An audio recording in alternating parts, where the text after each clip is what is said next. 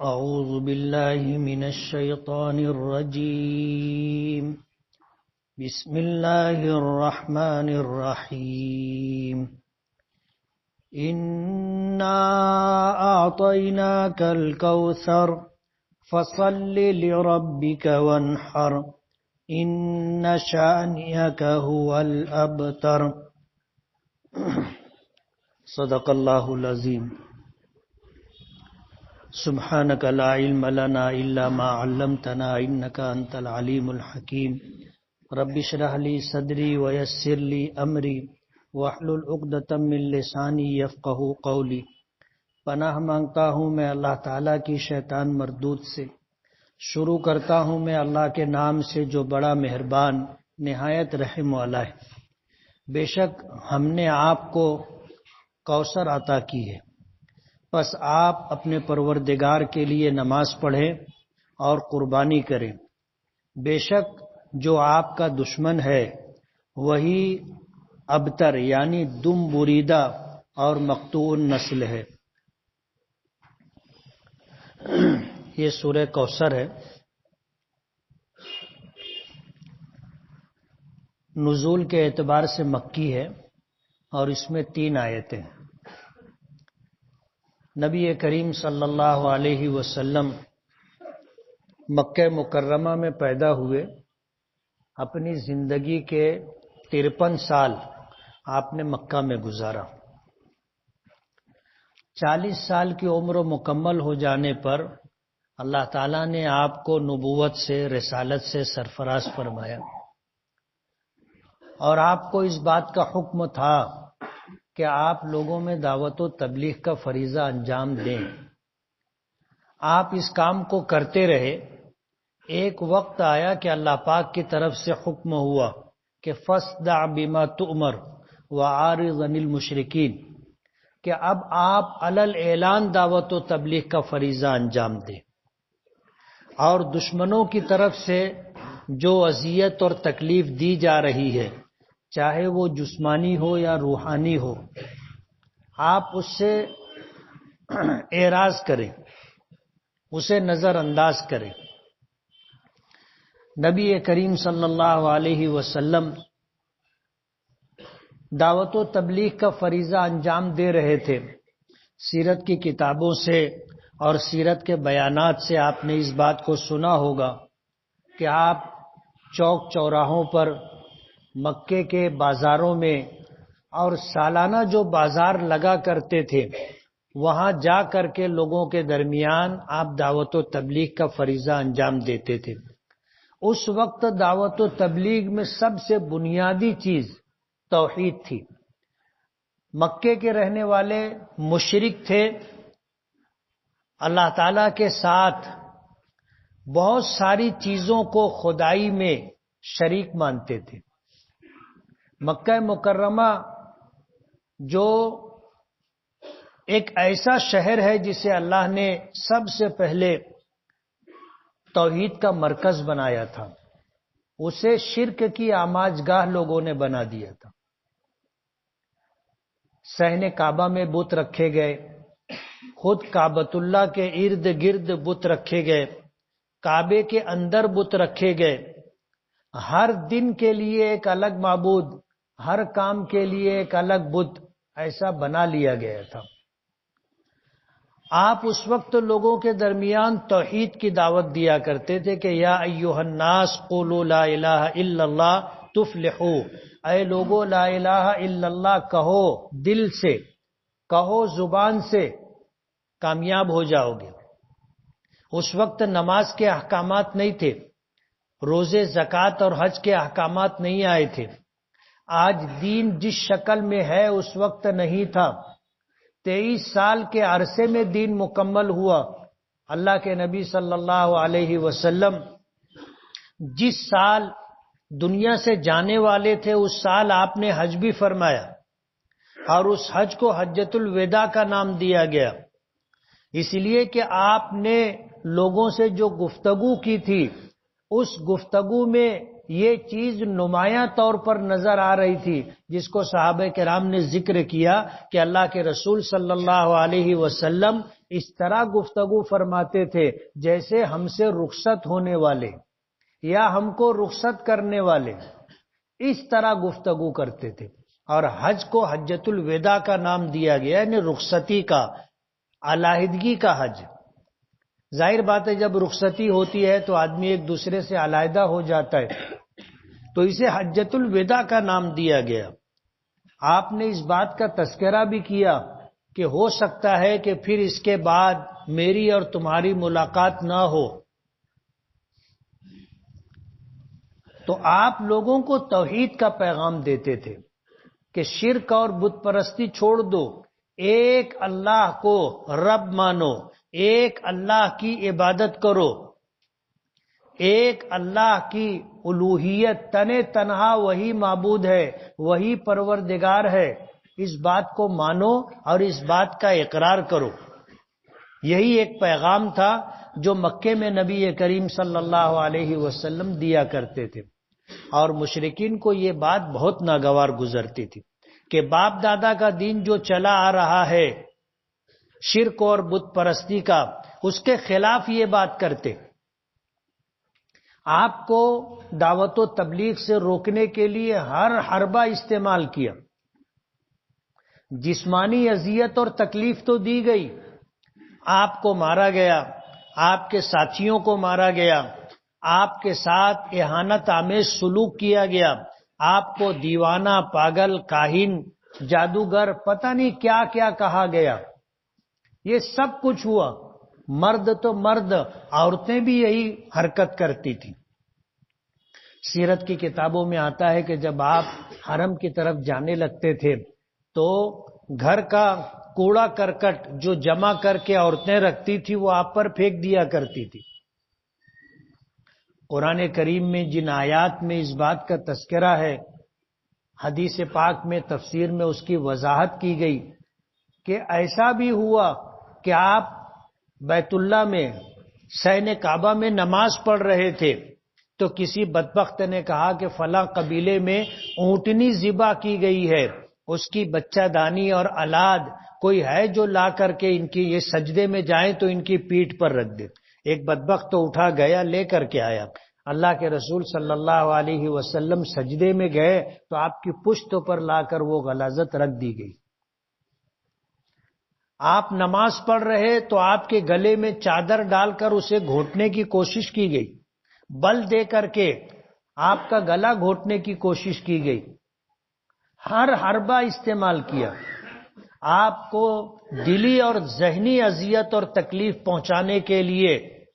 کبھی آپ کو کاہن کہا گیا، کبھی آپ کو جادوگر کہا گیا۔ اسی کے ساتھ ایک لفظ یہ ہے جو مشرکین مکہ نے آپ کے بارے میں کہا تھا، اللہ نے آپ کو صاحب اولاد بنایا تھا، 4 بیٹیاں اور 3 بیٹے اللہ نے دیے تھے، لیکن اللہ کی منشا جو بھی تھی، اللہ کی حکمت و مصلحت جو بھی تھی، جو آپ کی نرینہ اولاد تھی لڑکے، اللہ نے بچپن میں انہیں اپنی جوار رحمت میں بلا لیا۔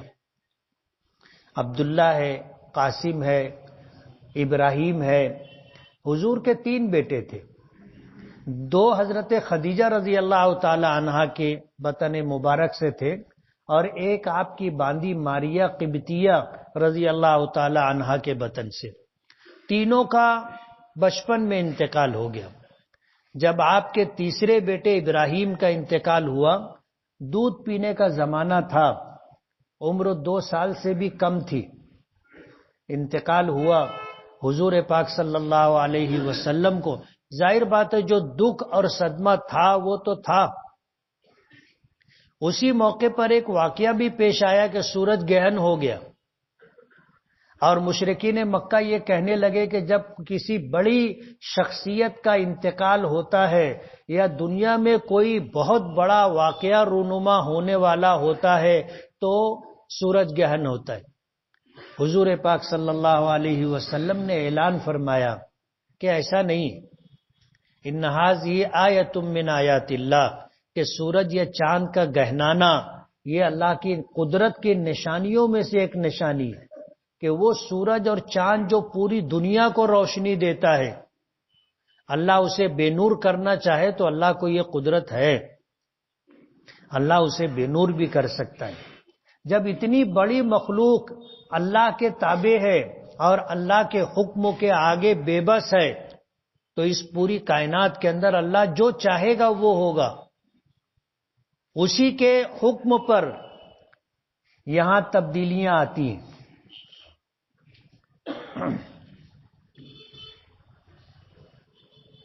حضرت ابراہیم کا انتقال ہوا تو مشرکین مکہ نے یہ کہا کہ یہ ابتر ہیں۔ ابتر اس جانور کو کہتے ہیں جو دم کٹا ہوا ہو، پیچھے سے دم کٹی ہوئی ہو، اسے ابتر کہتے ہیں۔ بعض لوگ اسے مقطوع النسل یا مقطوع الذکر، مقطوع النسل جس کی نسل ختم ہو جائے۔ جب تینوں بیٹوں کا انتقال ہو گیا تو لوگوں نے کہا کہ اب ان کی نسل ہی ختم ہو گئی، بس جب تک یہ ہیں ان کی زندگی تک، اس کے بعد تو نہ ان کی نسل رہے گی اور نہ کوئی ان کا نام لینے والا رہے گا۔ ظاہر بات ہے اس بات سے نبی کریم صلی اللہ علیہ وسلم کو بہت دکھ ہوا۔ کسی مصیبت کا آنا دکھ اور صدمے کی تو بات ہے ہی، لیکن دشمنوں کا خوش ہونا، خوشیاں منانا اور زیادہ دکھ اور تکلیف دیتا ہے، جس کو شماتت اعدا کہتے، دشمنوں کا خوش ہونا۔ حضور پاک صلی اللہ علیہ وسلم نے اس سے پناہ مانگی، اللہم انی اعوذ بک من شماتت الاعداء، اے اللہ میں دشمنوں کے خوش ہونے سے تیری پناہ چاہتا ہوں۔ مشرکین مکہ نے تیسرے صاحبزادے کے انتقال پر کہہ دیا کہ یہ مقطوع نسل ہے، اب ان کا خاندان چلے گا نہیں۔ ظاہر بات ہے خاندان بیٹوں سے چلتا ہے، ان کا خاندان چلے گا نہیں، بس جب تک یہ ہے اس کے بعد سب کچھ ختم، نہ ان کی نسل باقی رہے گی اور نہ کوئی ان کا نام لیوا باقی رہے گا۔ حضور پاک صلی اللہ علیہ وسلم نے حضرت ابراہیم کے انتقال پر، جو آپ کے صاحبزادے تھے، دودھ پینے کی مدت میں انتقال ہو گیا تھا، تو حضور نے فرمایا تھا کہ اگر میرا یہ بیٹا ابراہیم زندہ رہتا تو نبی ہوتا، اور اللہ نے نبوت مجھ پر ختم کر دی ہے، اس لیے اللہ نے میرے بیٹوں میں سے کسی کو زندگی نہیں دی، بچپن میں ہی اللہ نے اپنی جوار رحمت میں بلا لیا۔ تو دشمنوں نے یہ بات کہی تھی مشرکین مکہ نے کہ یہ تو مقطوع نسل ہے، نہ ان کی نسل باقی رہے گی، یہ مقطوع ذکر ہے، ان کا کوئی نام لینے والا بھی باقی نہیں رہے گا۔ اللہ پاک نے آپ کو تسلی دینے کے لیے اس سورت کو نازل فرمایا کہ ہم نے آپ کو خیر کثیر عطا کی ہے، انا اعطینا کل کوثر، ہم نے آپ کو خیر کثیر عطا کی ہے۔ کوثر کثیر سے مشتق ہے، کوثر کے معنی بہت زیادہ خیر اور بھلائی، اس میں دینی اور دنیاوی ساری دولتیں شامل ہیں، اس میں حصی اور روحانی ساری نعمتیں شامل ہیں۔ اللہ پاک نے آپ کو اور آپ کے ذریعے قیامت تک آنے والی آپ کی امت کو جو دینی دنیاوی دولتیں عطا کرنی ہے، جو نعمتیں عطا کرنی ہے، اس کا تذکرہ کیا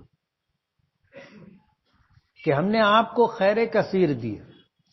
انبیاء کرام علیہم الصلاۃ والسلام کو اللہ پاک نے جو خیر و بھلائی عطا کی تھی وہ سب اللہ پاک نے آپ کو دی، اور قیامت تک اس دنیا میں جتنی خیر وجود میں آئے گی، جتنی بھلائیاں وجود میں آئیں گی اور آپ کی امت کو اللہ پاک عطا کریں گے، اس کا تذکرہ ہے۔ ہر آنے والا دن ایک نئی نعمت لے کر کے آتا ہے، ہر آنے والا دن۔ ماضی میں آج جو نعمتیں ہمارے پاس ہیں، ماضی میں بڑے بڑوں کے پاس نہیں تھی، آج اللہ نے ہمیں وہ نعمتیں دی، اور آگے آنے والے دنوں میں اس سے زیادہ نعمتیں آئیں گی۔ ایک وقت آئے گا کہ دنیا سے غریبی کا خاتمہ ہو جائے گا، حدیث پاک میں آتا ہے کہ آدمی صدقے کا مال لے کر کے نکلے گا کسی مستحق اور ضرورت مند کو تلاش کرنے کے لیے، تو صبح سے شام تک صدقہ لے کر کے گھومتا رہے گا، کوئی لینے والا نہیں ملے گا۔ جس کو غریب سمجھ کر کے دینا چاہے گا تو وہ کہے گا کہ اگر کل لے کر کے آتے تو میں لے لیتا، کل میں ضرورت مند تھا، آج تو خود میرے پاس اتنا ہے، تم کو لگتا ہو تو لے کے جاؤ۔ زمین اپنے خزانے اگل دے گی، زمین اپنے خزانے اگل دے گی، زمین میں جتنی دولت ہے سب زمین باہر کر دے گی، سونے کے پہاڑ نکلیں گے۔ قرب قیامت میں سونے کے پہاڑ زمینوں سے نکلیں گے، کوئی دیکھنے والا نہیں ہوگا، لینے والا تو جانے دو، کوئی ان پہاڑوں کی طرف دیکھنے والا نہیں ہوگا، سب کے پاس اتنی دولت ہوگی، بولیں گے یار اب کوئی ضرورت نہیں۔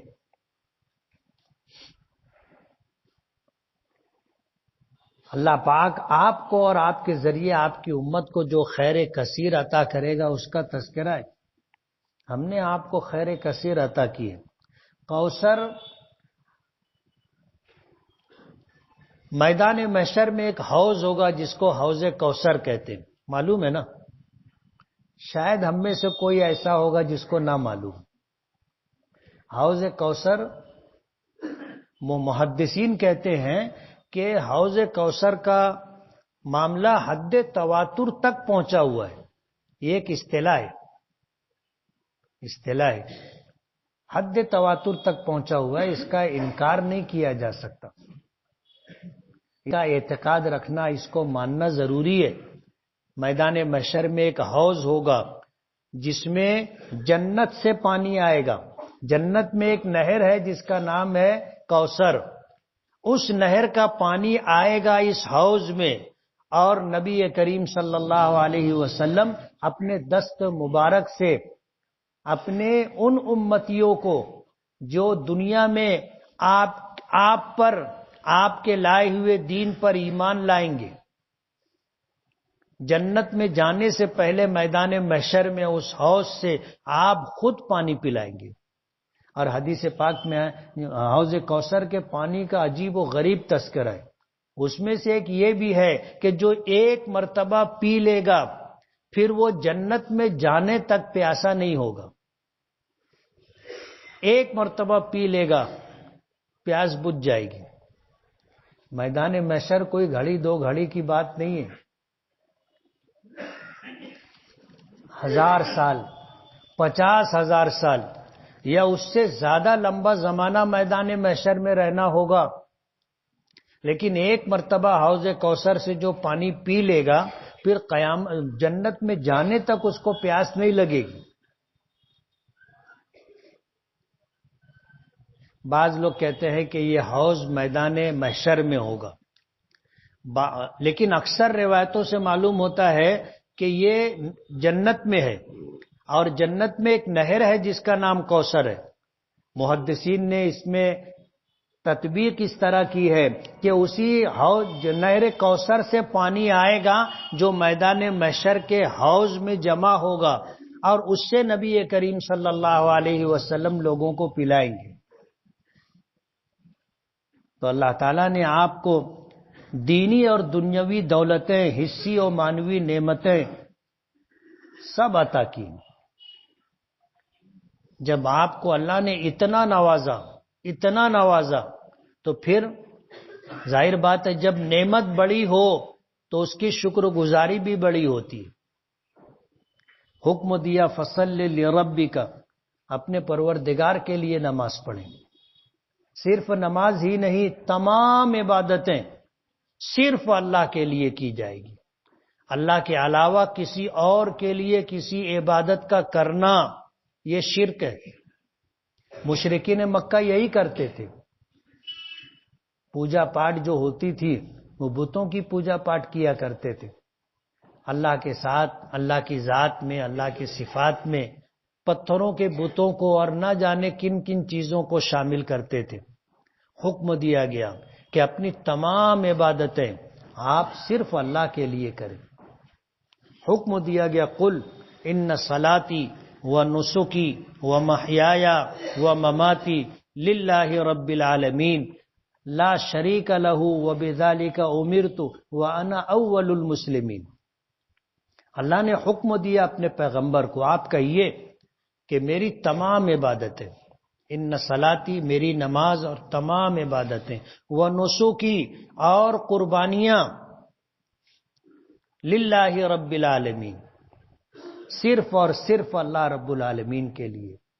اس کے ساتھ فرمایا کہ محیایا میرا جینا، و مماتی اور میرا مرنا، یہ بھی صرف اللہ کے لیے۔ لا شریک لہو، اللہ کی ذات اور صفات میں کوئی بھی شریک نہیں، اور مجھے اسی بات کا حکم دیا گیا ہے۔ وَبِذَالِكَ أُمِرْتُ، اور فرمایا وَأَنَا أَوَّلُ الْمُسْلِمِينَ، میں تابع داری اور فرما برداری کرنے والوں میں سب سے آگے اور سب سے پہلا ہوں۔ قرآن کریم میں نماز کے ساتھ قربانی کا بھی تذکرہ ہے، نسک قربانی کو بھی کہتے۔ حکم دیا گیا فَصَلِّ لِرَبِّكَ، پس آپ اپنے پروردگار کے لیے نماز پڑھیں، اپنی تمام عبادتیں صرف اپنے پروردگار کے لیے کرے، وَانْحَرْ، اور قربانی صرف اللہ کے لیے کرے۔ مشرکین مکہ بتوں کے نام پر قربانی کیا کرتے تھے، جانور ذبح کیا کرتے، آج بھی لوگ کرتے، آج بھی لوگ کرتے ہیں بتوں کے آگے۔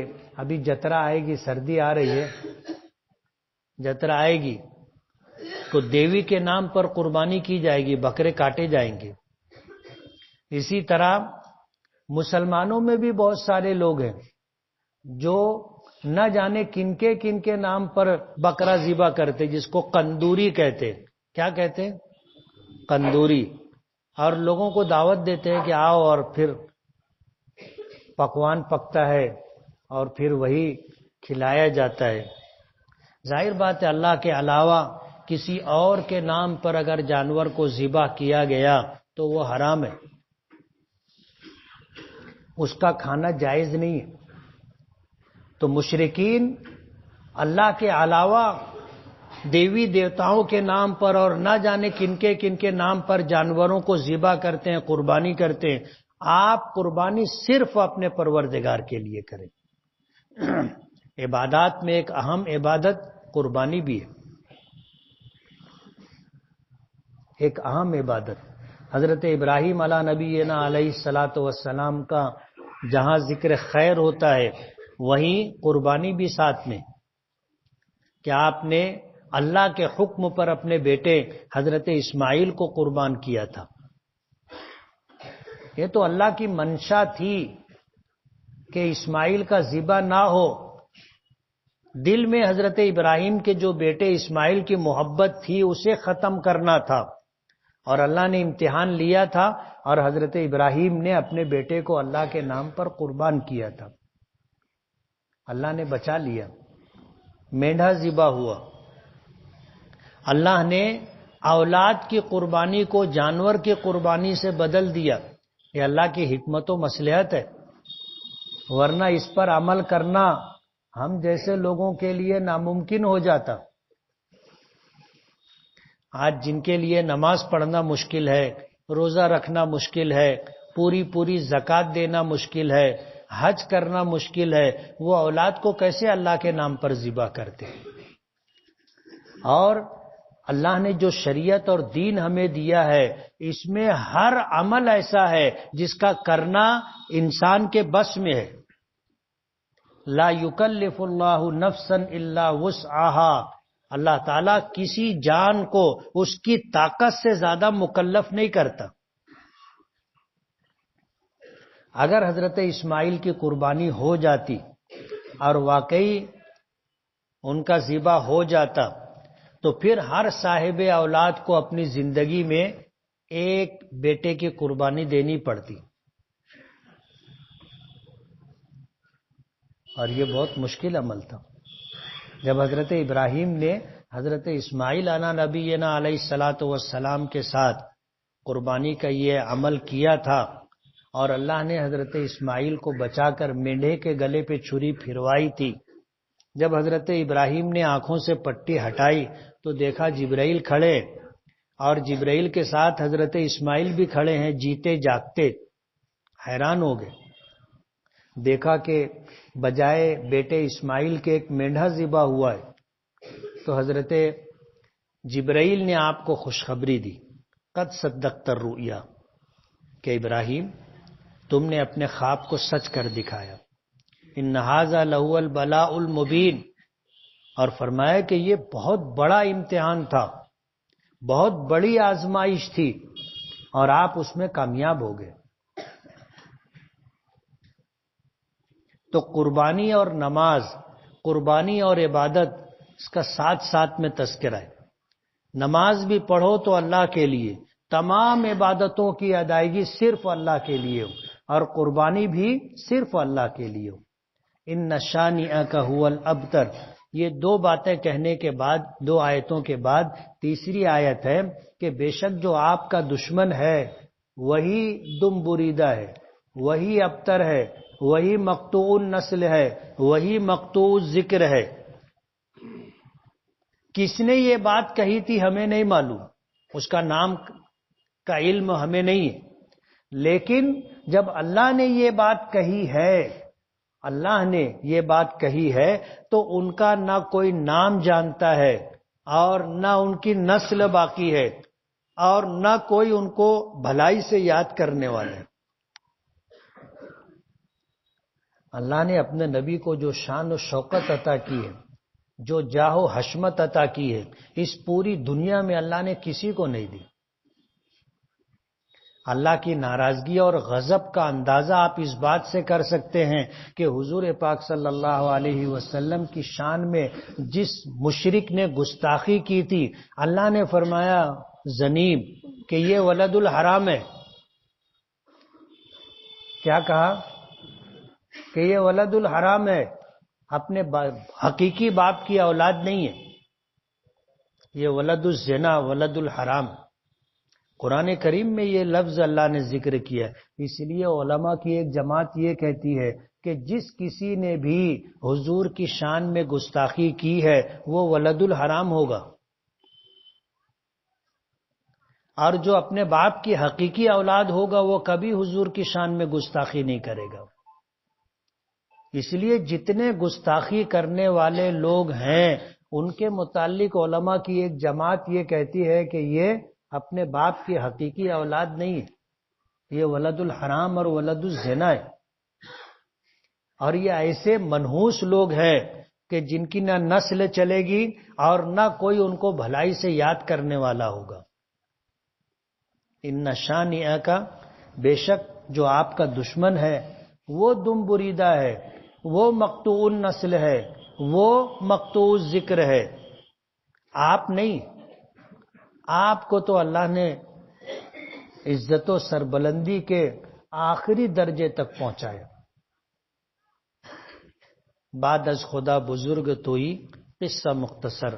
اللہ کے بعد اگر اس پوری کائنات میں کسی کا مقام و مرتبہ ہے تو وہ نبی کریم صلی اللہ علیہ وسلم۔ اللہ نے آپ کو تسلی دی کہ اگر کوئی آپ کو ابتر کہتا ہے تو آپ دل چھوٹا نہ کریں، اللہ نے تسلی دی، تسلی دی کہ آپ دل چھوٹا نہ کریں۔ جو یہ بات کہنے والے ہیں وہ ابتر ہیں، آپ ابتر نہیں ہیں۔ آپ کو تو ہم نے دینی اور دنیاوی ساری دولتیں دی ہیں، اور حصی اور روحانی ساری نعمتیں آپ کو دی، اور آپ ہی کو نہیں، آپ کے ذریعے آپ کی امت کو بھی دی، تو آپ کیسے ابتر ہو سکتے ہیں؟ آپ کیسے ابتر ہو سکتے ہیں؟ ٹھیک ہے آپ کی نرینہ اولاد نہیں رہی، لیکن اللہ نے آپ کے خاندان کو چلایا، بیٹیوں کے ذریعے چلایا۔ آج دنیا میں ان کی اولادیں پائی جاتی، ان کی اولادیں آج دنیا میں پائی جاتی جن کو سادات کہا جاتا ہے۔ وہ حضور کی نرینہ اولاد سے تو نہیں ہے، لیکن حضور کی جو بیٹیاں تھیں ان سے اللہ نے ایک سلسلہ باقی رکھا، اور آج الحمدللہ روئے زمین پر وہ لوگ پائے جاتے ہیں جن کو سادات کہا جاتا ہے، جن کے لیے حضور نے فرمایا کہ ان کے لیے صدقہ حرام ہے۔ کیوں حرام ہے؟ اس لیے کہ صدقہ و زکوٰۃ مال کا میل کچیل ہوتا ہے، اور یہ اتنے رفیع المرتبت لوگ ہیں کہ ان کو یہ رقم نہیں دی جائے گی، ان کو دی جائے گی اچھی رقم، زکوٰۃ و صدقات کے علاوہ ہدیہ ہے، تحفہ ہے، ان کو دیا جائے گا، زکوٰۃ اور صدقات نہیں دیں گے۔ آپ کو تسلی دی، ان شانئک ھو الابتر، جو آپ کا دشمن ہے، جو آپ کا دشمن ہے وہ ابتر ہے، آپ ابتر نہیں ہیں۔ اللہ نے تو آپ کو خیر کثیر ادا کیے، اور ابد الآباد تک آپ کا نام رہے گا۔ اللہ کی عجیب شان ہے، 24 گھنٹہ اس فضا میں اذان کی آواز گونجتی رہتی ہے، ایک لمحہ بھی ایسا نہیں ہوتا دنیا میں کہ کہیں اذان نہ ہو رہی ہو۔ 24 گھنٹہ، جیسے آج ابھی یہاں رات ہے، کہیں دن ہوگا، کہیں شام ہوگی، کہیں عصر کا وقت ہوگا، کہیں ظہر کا وقت ہوگا، کہیں فجر کا وقت ہوگا۔ 24 گھنٹہ اذان کی آواز اس فضا میں گونجتی رہتی، اور اذان میں اللہ کے نام کے ساتھ ہمارے آقا جناب رسول اللہ صلی اللہ علیہ وسلم کا نام بھی ہے۔ ابد الآباد تک آپ کا نام رہے گا، آپ کا ذکر خیر رہے گا۔ وَرَفَعْنَا لَكَ ذِكْرَكَ، ہم نے آپ کے ذکر کو بلندی عطا کیے، اور اللہ کے نام کے ساتھ آپ کا نام بھی اس فضا میں 24 گھنٹہ گونجتا رہتا ہے کوئی ایسا؟ تو جو لوگ آپ کو کہتے ہیں کہ آپ کے بیٹے انتقال کر گئے، اب آپ کی نسل ختم ہو جائے گی، خاندان ختم ہو جائے گا، اللہ پاک نے فرمایا کہ نہیں، جو لوگ ایسا کہتے ہیں آپ کے دشمن، وہ لوگ ابتر ہیں، ان کی نسل ختم ہو جائے گی، ان کا کوئی نام لینے والا باقی نہیں رہے گا۔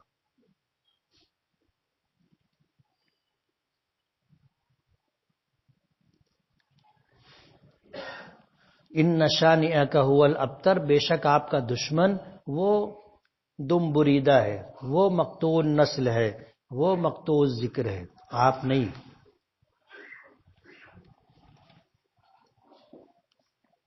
ذوحان کے معنی کیا ہے؟ یہ ایک بنایا ہوا لفظ ہے، اس کا کوئی معنی نہیں۔ لوگ ابھی نام رکھتے ہیں اپنے بچوں کا، نیا نام رکھنے کے چکر میں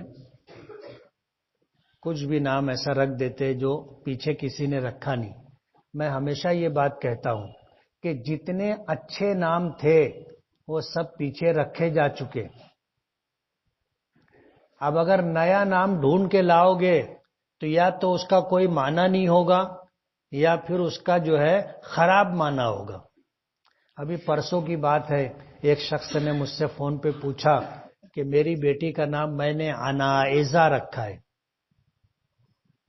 کیا معنی ہے؟ میں نے کہا دیکھنا پڑے گا۔ بہت ڈھونڈا ڈھانڈا تو ملا وہ لڑکی جو خیر اور بھلائی سے دور ہو۔ اس کو میں نے بتایا بھائی اس کا معنی ہے، بولے پھر بدلے پڑیے منو، پھر ہاں بدلے پڑیے۔ بولے جب سے پیدا ہوئی ہے نام رکھے، جب سے بیمار ہے۔ بولے ظاہر بات ہے، صحت بہت بڑی خیر اور بھلائی ہے، اس سے دور ہی رہے گی نا۔ یہ چھینکنے والا اگر الحمدللہ نہ کہے تو کیا ہمیں جواب دینا چاہیے یا نہیں؟ جواب دینا ضروری نہیں۔ حضور کی مجلس میں ایک شخص نے چھینک آئی تو کہا الحمدللہ، تو حضور نے جواب دیا یرحمک اللہ۔ اس کے بعد ایک اور شخص کو چھینک آئی تو اس نے الحمدللہ نہیں کہا تو حضور نے یرحمک اللہ نہیں کہا۔ یرحمک اللہ کے معنی ہیں اللہ تجھ پر رحم فرمائے. تو اس شخص نے کہا کہ اس کو چھینک آئی تو آپ نے یرحمک اللہ کہا اور مجھ کو چھینک آئی تو آپ نے یرحمک اللہ کی دعا نہیں دی. تو حضور نے فرمایا کہ اس کو چھینک آئی تو اس نے الحمدللہ کہا تھا تو میں نے یرحمک اللہ کہا. تجھ کو چھینک آئی تو نے الحمدللہ نہیں کہا تو میں نے یرحمک اللہ نہیں کہا. اس لیے کہنا جواب دینا ضروری نہیں، لیکن اگر وہ الحمدللہ کہے تو ہمیں اسے دعا دینی چاہیے یرحمک اللہ. اور پھر علماء نے لکھا ہے کہ جب چھینکنے والے کو دعا دی گئی تو چھینکنے والا دعا دینے والے کو دعا دے یہدیکم اللہ، اللہ تمہیں ہمیشہ راہ راست پر رکھے. انہیں دوسرے شخص کو سلام کیا اور وہ آواز میرے کان تک آئی تو مجھ کو بھی جواب دینا چاہیے. آپ نے سنے نا، یہ دعا ہے، اس نے ہم کو دعا دی. اگر وہ السلام علیکم نہیں کہے بلکہ کسی کو مخاطب کر کے السلام علیکہ کہے کہ تجھ پر سلامتی ہو تو ظاہر بات ہے اس نے کسی ایک کو متعین کر دیا ہے. لیکن جب اس نے علیکم کہا السلام علیکم تو جتنے لوگ ہیں سب اس میں شامل ہیں، حتیٰ کہ انسانوں کے علاوہ دوسری جو مخلوقات ہے جیسے جنات وغیرہ وہ بھی اس میں شامل ہیں. اس لیے کہیں سلام کرو اور آواز آئے تو ایسے دیکھنے کی ضرورت نہیں ہے کہ ادھر سے کہاں سے آئی. آپ نے دعا دی ہے، جو مخلوق نظر نہیں آتی وہ جواب دے سکتی ہے اور کبھی سن بھی سکتے ہو، اس لیے گھبرانا نہیں چاہیے. خطبہ سنتے وقت درود شریف پڑھنا چاہیے یا نہیں؟ خطبے کے دوران ہر چیز منائے. علماء نے لکھا ہے کہ جب خطبہ ہو رہا ہو اور امام دوران خطبہ وہ آیت پڑھے ان اللہ و ملائکتہ یصلون علی النبی یا ایھا الذین آمنوا صلوا علیہ وسلموا تسلیما، کہ بے شک اللہ تعالی اور اس کے فرشتے محمد صلی اللہ علیہ وسلم پر درود بھیجتے ہیں، سو اے ایمان والو تم بھی اپنے نبی پر درود بھیجو. تو جب یہ آیت سنی جائے تو سب کو درود پڑھنا چاہیے. سب سے چھوٹا درود کون سا ہے؟ صلی اللہ علیہ وسلم. اب خطبے کے دوران منع ہے تو علماء نے لکھا ہے کہ دل میں درود شریف پڑھ لیں. دل میں درود شریف پڑھ لیں، اس لیے کہ دل کا پڑھنا بھی اللہ کو سنائی دیتا ہے. ہم نے سنا ہے کہ دوران خطبہ دعا قبول ہوتی ہے. دوران خطبہ سے مراد یہ ہے دونوں خطبوں کے درمیان جب پہلا خطبہ دے کر کے امام خطیب بیٹھ جاتا ہے اور کچھ لمحوں کے لیے بیٹھا رہتا ہے اس وقت ضرور دعا کرنی چاہیے. آپ ہاتھ اٹھا کے بھی دعا کر سکتے ہو، بغیر ہاتھ اٹھائے بھی دعا کر سکتے ہو. اگر فرض نماز میں ثنا پڑھنا بھول گئے تو کیا کریں؟ ثنا پڑھنا سنت ہے، اگر نہیں پڑھے تو بھی نماز ہو جائے گی، سجدہ سہو کی ضرورت نہیں. فجر مغرب اور عشاء میں امام صاحب آواز سے قرات کرتے ہیں، ہم خاموش رہتے ہیں، لیکن ظہر عصر میں امام صاحب آہستہ قرات کرتے ہیں تو کیا ہمیں قرات کرنا چاہیے یا خاموش رہنا چاہیے؟ خاموش رہنا چاہیے.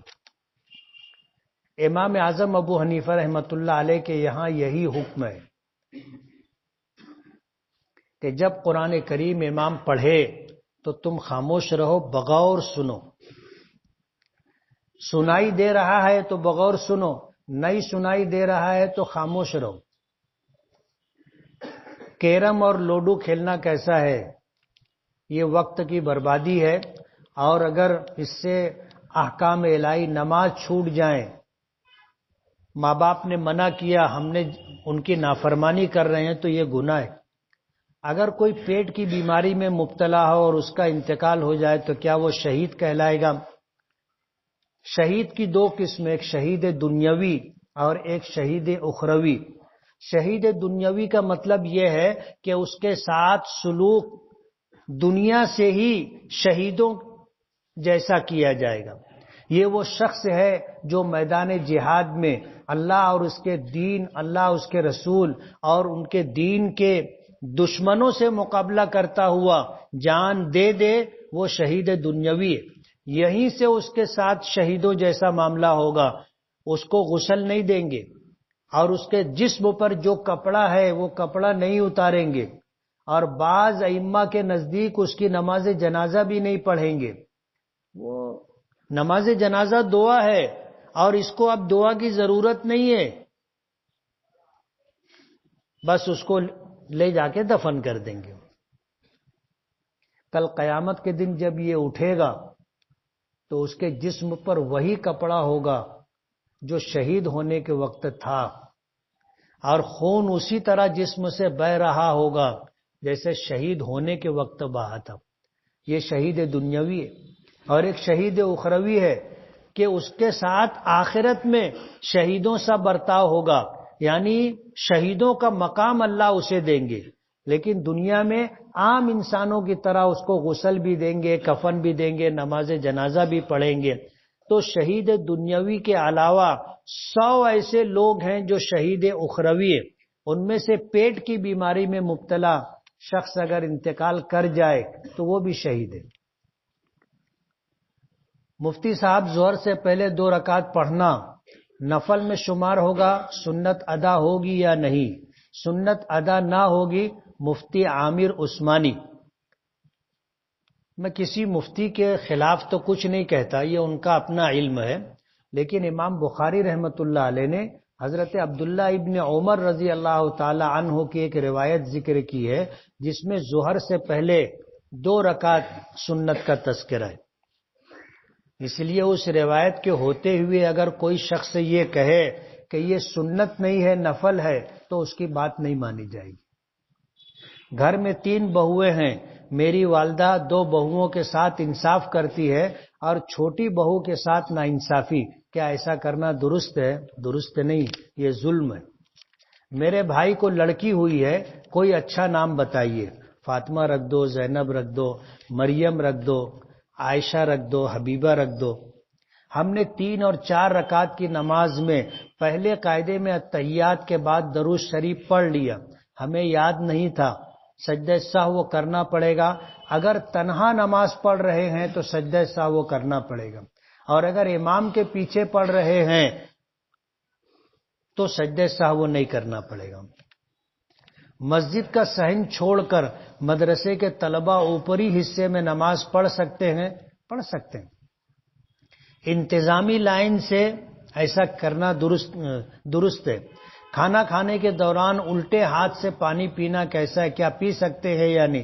سنت یہ ہے کہ سیدھے ہاتھ سے پیے، اور اگر سیدھا ہاتھ ملوث ہے، یعنی اس میں شوربہ لگا ہوا ہے، کچھ کھانے پینے کا چاول وغیرہ لگا ہے، گلاس کو اگر اپنے ہاتھ لگا دیں تو گلاس پر وہ ساری چیزیں آ جائیں گی، تو علماء نے یہ بھی بتایا کہ آپ گلاس الٹے ہاتھ سے پکڑو اور سیدھے ہاتھ کا سہارا دے دو، ایسے صرف الٹے ہاتھ سے نہیں پینا چاہیے۔ احرام مصر کس نے تعمیر کیا؟ مصر والوں نے کیا تھا، تم تو نہیں گئے تھے بنانے کے لیے۔ 4 رکعت والی نماز میں 1 رکعت چھوٹ گئی تو امام کے آخری قاعدے میں کیا مجھے بھی اتحیات کے بعد درود ابراہیم اور دعا پڑھنا چاہیے؟ نہیں، یہ آپ کا آخری قاعدہ نہیں ہے، آپ اتحیات پڑھ کر چپ رہیں گے، درود شریف اور دعائے معصورہ نہیں پڑھیں گے۔ من تشا نام کے کیا معنی ہیں؟ من تشا کے معنی جو تو چاہے۔ اب کسی کو نام رکھنا ہو تو رکھ سکتے ہیں۔ کیا قیام اللیل با جماعت پڑھ سکتے ہیں؟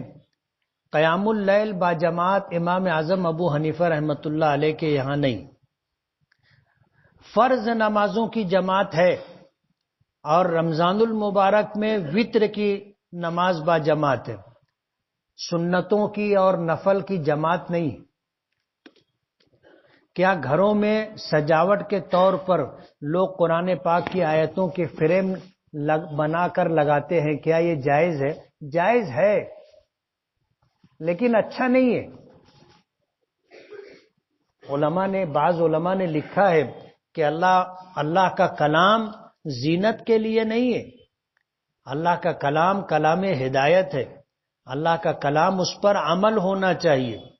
آپ کے گھر کی رونق کے لیے اور زینت کے لیے آپ اللہ کا نام یا قرآن کریم کی آیات استعمال کریں، مناسب نہیں.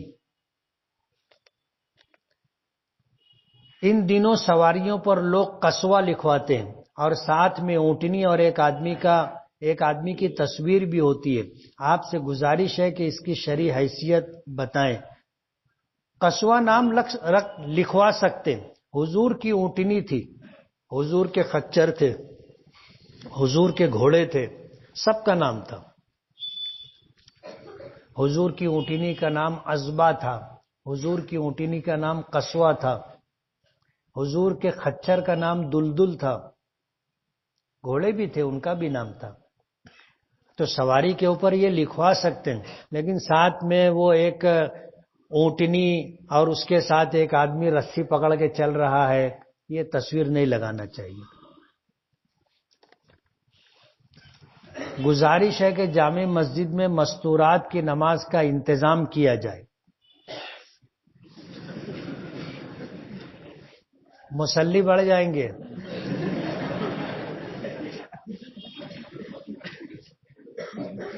سمجھ رہے ہو؟ نبی کریم صلی اللہ علیہ وسلم نے اپنے زمانے میں صحابیات سے یہ بات فرمائی تھی کہ تمہارا میرے پیچھے میری مسجد میں میری اقتداء میں نماز پڑھنے سے زیادہ اجر و ثواب تم کو اس وقت ملے گا جب تم اپنے گھر کے صحن میں نماز پڑھو گے. اس سے زیادہ ثواب گھر کے اندر نماز پڑھو گی. اس سے زیادہ ثواب گھر کے کسی کونے میں کسی کوٹھری میں آپ نماز پڑھو گے. حضور کی امامت اور اقتداء سے بڑھ کر کیا چیز ہو سکتی ہے؟ اور مسجد نبوی جہاں ایک نماز کا ثواب، اس سے زیادہ ثواب عورتوں کو گھر کی نماز میں ہے. اس لیے امام اعظم ابو حنیفہ رحمۃ اللہ علیہ کے یہاں عورتوں پر جمعہ اور جماعت نہیں. کیا نہیں ہے؟ جمعہ اور جماعت نہیں. وہ جمعہ کے دن گھر پر ظہر کی نماز پڑھیں گی، 4 رکعت نماز پڑھیں گی. بعض عورتیں اپنی طرف سے 2 رکعت نفل بڑھا کے پڑھ لیتی ہیں، تو نفل نماز آپ بڑھا کے پڑھ سکتے ہو، لیکن جمعہ کی نماز عورتوں پر نہیں. جمعہ اور جماعت. کپڑے پر اگر جاندار کی تصویر ہو تو نماز ہو جائے گی مگر کراہت کے ساتھ، مکروہ ہوگی. حرم میں اب تراویح 10 رکعت ہوتی ہے. اگر ہم وہاں تراویح پڑھیں تو کیا صورت ہوگی؟ 10 رکعت جماعت کے ساتھ پڑھ لے اور اس کے بعد 10 رکعت اپنی پڑھ لے. زید کی شادی ہے اور بہت غریب ہے، وہ اکیلا کمانے والا ہے، باپ بوڑھا ہے. زید کی 5 بہن ہیں. زید زکوٰۃ لینے کا مستحق ہے، تو کیا زکوٰۃ کا پیسہ زید کی شادی میں استعمال کر سکتے ہیں؟ کر سکتے ہیں. آپ زکوٰۃ کا پیسہ اس کو دے دو. اس کو دے دیے، وہ اپنے یہاں اس رقم سے جو کرنا چاہے کرے. اگر وہ آپ کو دعوت دے تو آپ کھانا بھی جا کے کھا سکتے ہو. اس لیے کہ جب آپ نے دے دیا تو یہ آپ کے ہاتھ میں جب تک یہ رقم تھی، مستحق کے ہاتھ میں نہیں گئی، وہ زکوٰۃ تھی. مستحق کے ہاتھ میں جانے کے بعد آپ کی زکوٰۃ ادا ہو گئی. اب وہ مستحق کے لیے صاف ستھری رقم ہے. اس سے اگر وہ کھانا پکائے اور آپ کو کھانے کے لیے بلائے تو آپ جا سکتے ہو. پہلے قاعدے میں مقتدی اتحیات پڑھ چکا ہے، درود ابراہیم نہیں پڑھے، اس سے زیادہ بیٹھ گئے تو سجدہ سہو کرنا پڑے گا یا نہیں؟ امام بہت دیر تک بیٹھے رہتے ہیں. امام صاحب اطمینان سے اتحیات پڑھتے ہیں. تم کو جلدی پڑھنے کی کیا ضرورت ہے؟ تم بھی اطمینان سے پڑھو. اب ظاہر بات ہے کہ تم بہت جلدی پڑھ لیتے ہو اور امام اطمینان سے پڑھتا ہے تو اتحیات پڑھ کر چپ بیٹھے رہو، درود ابراہیم نہیں پڑھنے کا. ہر اسلامی مہینے کی 29 تاریخ کو ایک شخص واٹس ایپ پر چاند دیکھنے کا اہتمام کیجیے، ایسا میسج چلاتے ہیں. تو کیا ہر مہینے کا چاند دیکھنا ضروری ہے؟ ہر مہینے کا چاند دیکھنا سنت ہے. حضور پاک صلی اللہ علیہ وسلم نے اس کا حکم دیا. اور آپ خود چاند دیکھنے کا اہتمام فرماتے تھے، اور جب چاند دکھتا تھا تو دعا پڑھتے تھے، اللہم اہلہ علینا بالامن والایمان والسلامت والاسلام احلال رشد و خیر، کہ اللہ اس چاند کو ہمارے لیے امن و امان والا چاند بناؤ، بھلائی اور خیر والا چاند بنا۔ جو آدمی یہ دعا مانگے گا مہینے بھر امن و امان اور چین سکون سے رہے گا، انشاءاللہ بھلائی اور خیر بھی نصیب ہوگی۔ 4 رکعت سنت کی نیت باندھی، لیکن 2 ہی رکعت ہوئی تھی کہ جماعت کھڑی ہو گئی، تو کیا کرے؟ 2 رکعت پر سلام پھیر دے اور امام کے ساتھ جماعت میں شامل ہو جائیں۔ آپ نے کہا تھا کہ بغیر وضو کے نماز پڑھنے سے ایمان کا خطرہ ہے، کیا نماز پڑھنے کے درمیان وضو ٹوٹ جائے تو نماز توڑ دینی چاہیے، اور اگر نہیں توڑی تو ایمان جانے کا خطرہ ہوگا یا نہیں؟ نماز نہیں توڑنے کا، نماز 2 طریقے سے پڑھی جاتی، ایک تو اکیلے اور ایک جماعت سے۔ اگر اپنے اکیلے نماز پڑھ رہے ہیں اور درمیان نماز وضو ٹوٹ گیا تو نماز ٹوٹ گئی۔ اب ہم کو بہتر یہ ہے کہ جا کر کے وضو کر کے آ کے اثر نو نماز پڑھیں، اور اگر جماعت سے نماز پڑھ رہے ہیں تو جیسے ہی وضو ٹوٹا ایسے کر کے پلٹ کے جانے کا وضو خانے پہ وضو کرنے کے لیے۔ اب ظاہر بات آپ ایسے ایسے نکلو گے تو لوگ بولیں گے یہ تو نہیں ہو گیا، اور لوگ پوچھیں گے تو آپ جواب دینا مشکل ہو جائے گا آپ کے لیے، اس لیے ایسے کریں گے تو لوگوں کو لگے گا کہ یار کوئی پریشانی ہے، یا تو نکسیر پھوٹی ہے یا الٹی ہونے والی ہے، تو لوگ ایسے راستہ دے دیں گے۔ آپ نکل جاؤ، وضو کر کے آؤ، آ کر پھر جماعت میں شامل ہو جاؤ۔ اگر کوئی رکعت نہیں چھوٹی ہے تو امام کے ساتھ سلام پھیر لو، اور اگر رکعت بیچ میں چھوٹ گئی تو جیسے شروع میں چھوٹتی ہے تو اپنے نماز کیسے پوری کرتے، ایسی اگر بیچ میں چھوٹ گئی ہے تو جو رکعت چھوٹی ہے اسی رکعت کو آپ کو پڑھنا ہوگا۔ 3 سے 4 سال پہلے میں نے خواب دیکھا کہ میرے گھر مولانا ذوالفقار نقشبندی آئے ہوئے،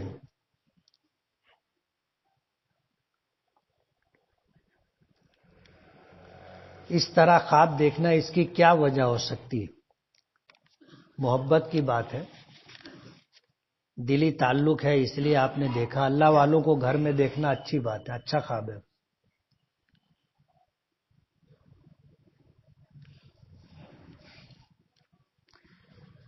امام رکوع میں ہے اور ایک شخص آیا اور اللہ اکبر بول کر جلدی سے رکوع میں چلا گیا، جیسے ہی رکوع میں گیا امام صاحب کھڑے ہو گئے۔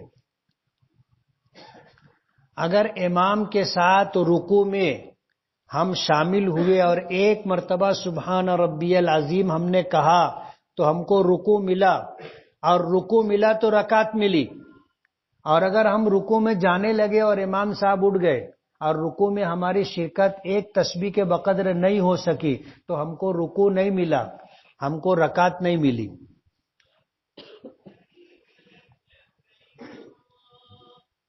سو کر اٹھنے کے بعد شک شبہ رہتا ہے کہ احترام ہوا ہے یا نہیں، ہوا ہوگا تو دکھے گا نا، اور اگر نہیں دکھا تو اس کا مطلب یہ ہے کہ احترام نہیں ہوا ہے، نہانے کی ضرورت نہیں۔ دجال کا فتنہ کیا ہے؟ دجال اس دنیا میں موجود ہے۔ دجال کا فتنہ اس امت میں سب سے بڑا فتنہ ہوگا، سب سے بڑا فتنہ، اور اس فتنے کو ختم کرنے کے لیے اللہ تعالی حضرت عیسیٰ کو زمین پر اتاریں گے۔ دجال 40 دن میں پوری دنیا کا چکر لگائے گا، 40 دن میں، اور جب وہ چلے گا تو اس کے ساتھ روٹیوں کا پہاڑ ہوگا، اور اس کے ساتھ جنت اور جہنم بھی چلتی دکھائی دے گی، لیکن جو جنت ہوگی وہ حقیقت میں جہنم، اور جو جہنم دکھائی دے گی وہ حقیقت میں جنت ہوگی۔ دنیا کے تمام شہروں میں وہ جائے گا لیکن مکہ اور مدینے میں داخل نہیں ہو سکے گا۔ فرشتے ان دونوں شہروں کے دروازے پر اس کی حفاظت کے لیے کھڑے ہوں گے۔ اس وقت دنیا میں موجود ہے یا نہیں بعض حدیثوں سے معلوم ہوتا ہے کہ اس دنیا میں دجال ہے اور قید ہے سمندر کے درمیان، قرب قیامت میں وہ آئے گا۔ سورج گہن اور چاند گہن پر حاملہ عورتوں کو بہت سارے کام نہیں کرنے دیا جاتا، یہ کہاں تک صحیح ہے؟ یہ بالکل بے بنیاد اور غلط بات ہے۔ کوئی کام منع نہیں، لیکن سورج گہن اور چاند گہن کے موقع پر نماز اور عبادت اور صدقہ و خیرات کا حکم ہے۔ سورج گہن میں نماز باجماعت پڑھی جائے گی اور چاند گہن میں نماز اکیلے اکیلے پڑھی جائے گی۔ صدقہ و خیرات دینا چاہیے، لمبی نماز نہیں پڑھ، یعنی جب سے گہن شروع ہو وہاں سے لے کر گہن ختم ہونے تک آپ نماز پڑھیں۔ اگر اتنی دیر تک نماز نہیں پڑھ سکتے تو جو نماز پڑھنا ہے پڑھ لیں، بقیہ اوقات میں اللہ کا ذکر کرتے رہیں۔ میرا ایک دوست مکہ مکرمہ کام کرنے گیا ہے، بغیر احرام باندھے، اب اسے کیا کرنا چاہیے؟ اسے میقات پہ جا کر کے احرام باندھ کر عمرے کا آ کر عمرہ کر لینا چاہیے۔ گھر والے کہتے ہیں کہ مچھلی کھانے کے بعد دودھ استعمال نہیں کرنا چاہیے، کیا یہ صحیح ہے اور استعمال کرنے سے کیا ہوگا؟ یہ ہم لوگوں کے درمیان یہ بات مشہور ہے، لیکن ایسا کچھ بھی نہیں۔ کوکن وغیرہ میں تو دہی میں مچھلی پکائی جاتی نا، مچھلی پکائی جاتی ہے اور اس کے شوربہ دہی کا ہوتا ہے، اس لیے یہ ایسے ہی ہے۔ ہاف ٹی شرٹ میں نماز ہو جاتی ہے، اگر آستین آدھی ہے، کوہنی کھلی ہے تو نماز مکروہ ہوگی۔ نماز میں اگر دیری سے شامل ہوئے تو آخری رکعت میں پہلا سلام ہونے کے بعد لوگ باقی نماز پڑھنے کے لیے کھڑے ہو جاتے ہیں، لیکن بعض لوگ دونوں سلام ہونے کے بعد کھڑے ہوتے ہیں، کیا صحیح ہے؟ پہلے سلام پر نماز ختم ہو جاتی، دوسرا سلام سنت ہے، اس لیے امام نے پہلا سلام پھیرا، اب اپنی اقتدا ختم ہو گئی، امام کی نماز پوری ہو گئی، ہم لوگوں کی نماز باقی ہے، اب امام اور ہمارا کوئی تعلق باقی نہیں رہا۔ پہلے سلام کے بعد کھڑے ہو سکتے، دوسرے سلام میں شرکت کرنا چاہے سنت ہے، شرکت کر لے پھر کھڑے ہوں۔ ہم لوگ اگر قاعدے میں شریک ہوئے تو التحیات پوری کر کے اٹھنا چاہیے۔ بعض لوگ شریک ہوتے ابھی التحیات پوری نہیں پڑھے، سلام پھیر دیے تو وہ لوگ کھڑے ہو جاتے، التحیات پوری کر کے اٹھنا چاہیے۔ بینک کا کیلنڈر لگانا کیسا ہے؟ نہیں لگانا چاہیے، 10 روپے کا تو ملتا ہے، اپنے جائز اور حلال پیسے سے لانا چاہیے اور لگانا چاہیے، بینک سے نہیں لینا چاہیے۔ کیا علیزہ فردوس نام رکھ سکتے ہیں؟ علیزہ کے معنی یہ بے معنی لفظ ہے، اس کا کوئی معنی ملتا نہیں۔ فردوس نام رکھنے سے منع کیا گیا ہے، میری نظر سے ایسے کہیں صراحت سے تو گزرا نہیں، لیکن بعض علماء نے منع کیا ہے۔ کیا مکے میں کام کرنے والوں کے لیے عمرہ کے لیے میقات جانا ضروری ہے؟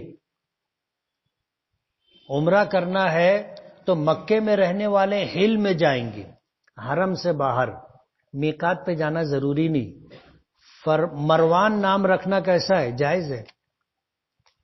اے نبی کہنا کیسا ہے؟ یا ایھا النبیوں کا ترجمہ ہے اے نبی۔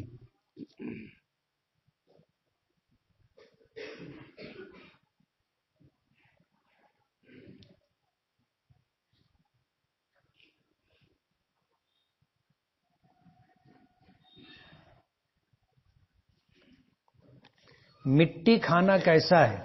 حرام ہے، حاملہ عورتیں اکثر کھاتی ہیں، مٹی کھانا حرام ہے۔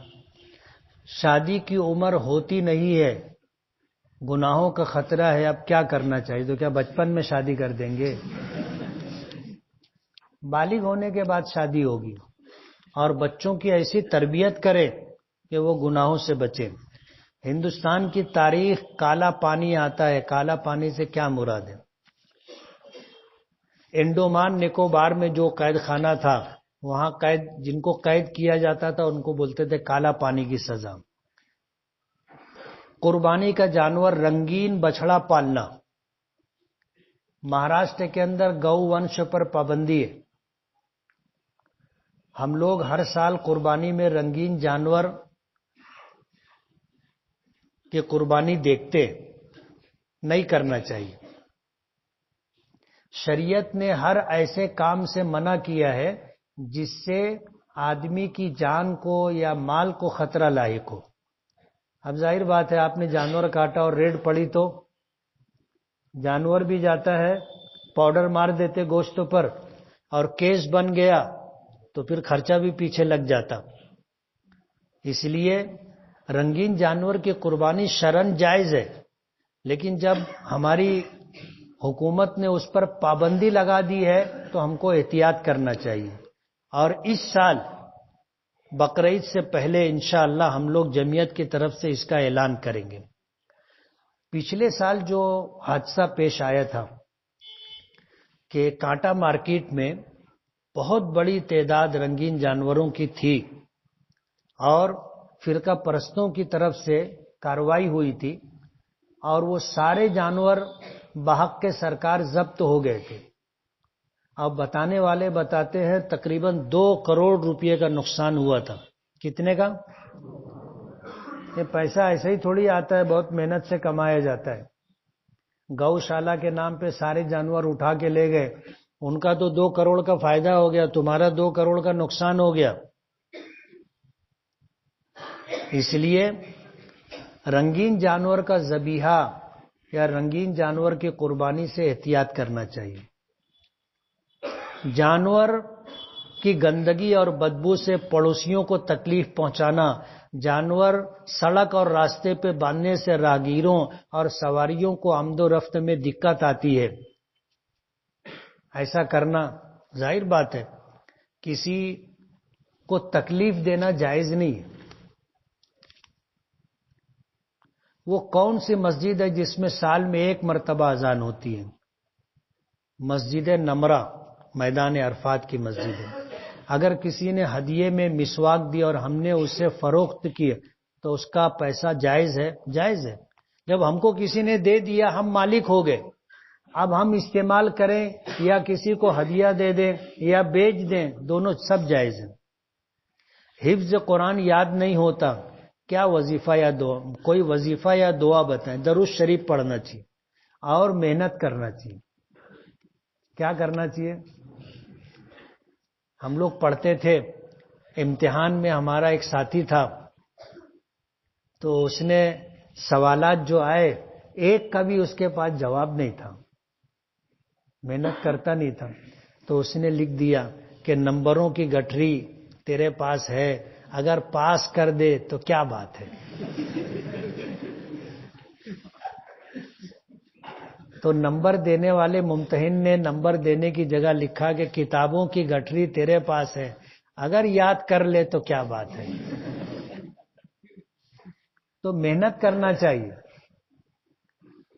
ہم لوگ اماں کے پاس پڑھتے تھے اور کبھی بولتے تھے کہ یاد نہیں ہوتا تو بہت مار کھاتے تھے. اور بچپن تھا, والدہ کہتی تھی کھاؤ تو پیٹ بھرتا نا, اور پانی پیے تو پیاس بجھتی ہے. تو یاد کریں گے تو یاد بھی ہوگا نا, یاد ہی نہیں کرو گے تو کیسے یاد ہوگا.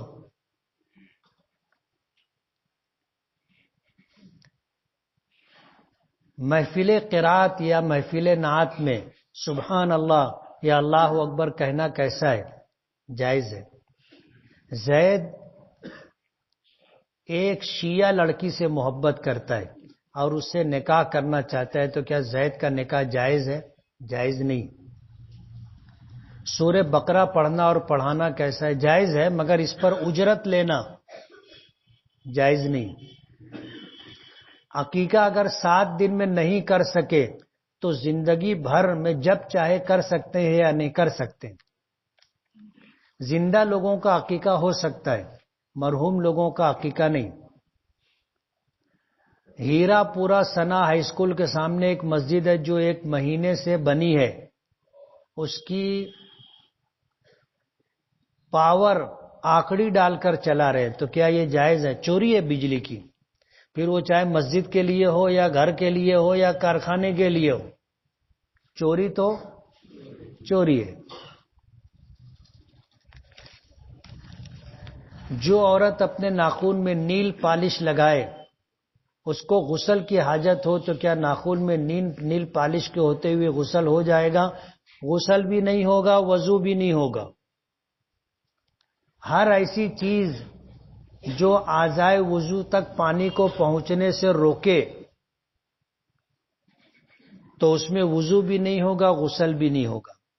حفاظت کے لیے کالے دھاگے پر قرآنی آیات پڑھ کر اسے پاؤں میں پہن سکتے ہیں کیا؟ گنڈا جس کو بولتے ہیں، تعویذ اور گنڈا، علماء کی ایک جماعت اسے حرام کہتی اور علماء کی ایک جماعت اسے جائز کہتی، مگر جو لوگ پڑھ سکتے ہیں ان کو پڑھنا چاہیے، جو لوگ پڑھ سکتے ہیں ان کو پڑھنا چاہیے۔ صبح و شام آیت الکرسی ہے، چاروں قل ہے، اور اسی طرح جو ہے آیات حفظ یا دعائیں وہ پڑھنا چاہیے۔ پڑھنا اصل ہے۔ بچے ہیں نہیں پڑھ سکتے تو ان کے گلے میں تعویذ وغیرہ ڈال سکتے ہیں، علماء کی ایک جماعت نے اس کو جائز کہا ہے۔ اگر عورتوں کو سفید پانی کی بیماری ہو تو کیا وہ نماز پڑھ سکتی ہیں؟ پڑھ سکتی ہیں۔ یہ بیماری ہے اور اس عذر سے اس کا وضو نہیں ٹوٹے گا۔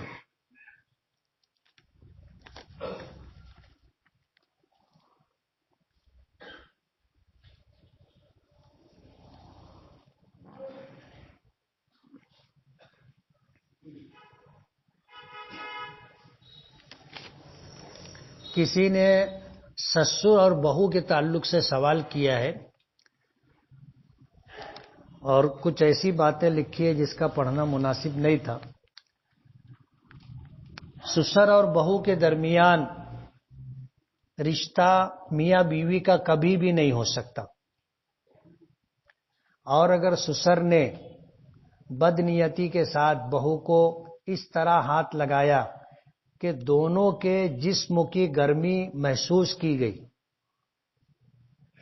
یا اس سے آگے اس نے کچھ سسر نے کیا، چاہے بہو کی مرضی ہو یا نہ ہو، سسر نے زور زبردستی کی، گلے سے لگایا، بوسہ دیا یا اس سے آگے کی کوئی حرکت کی، تو یہ بہو اپنے شوہر پر حرام ہو جائے گی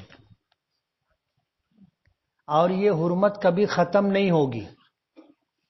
اب شوہر کے ذمہ لازم ہے کہ وہ اپنی بیوی کو طلاق دے دے تاکہ وہ کہیں اور نکاح کر لے۔ اس لیے سسر اور بہو کے درمیان یہ بہت نازک رشتہ ہوتا ہے، اس کا بہرحال لحاظ رکھنا چاہیے۔ کسی شخص نے 50 سوال لکھ کے دیے۔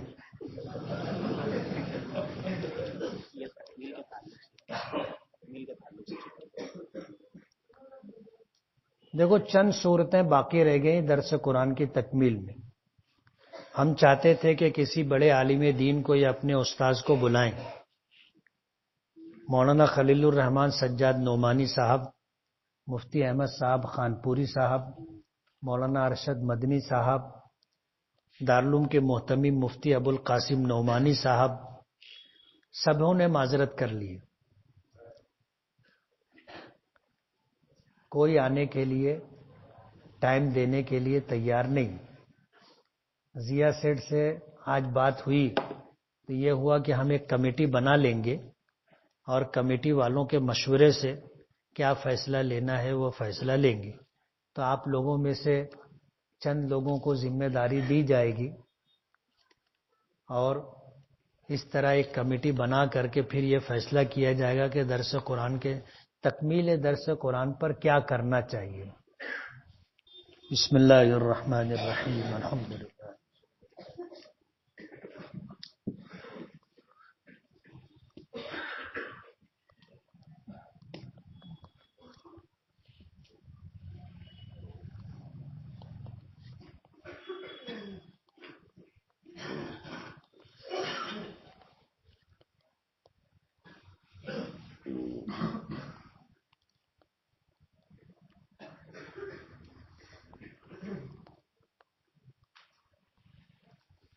برحمتک یا ارحم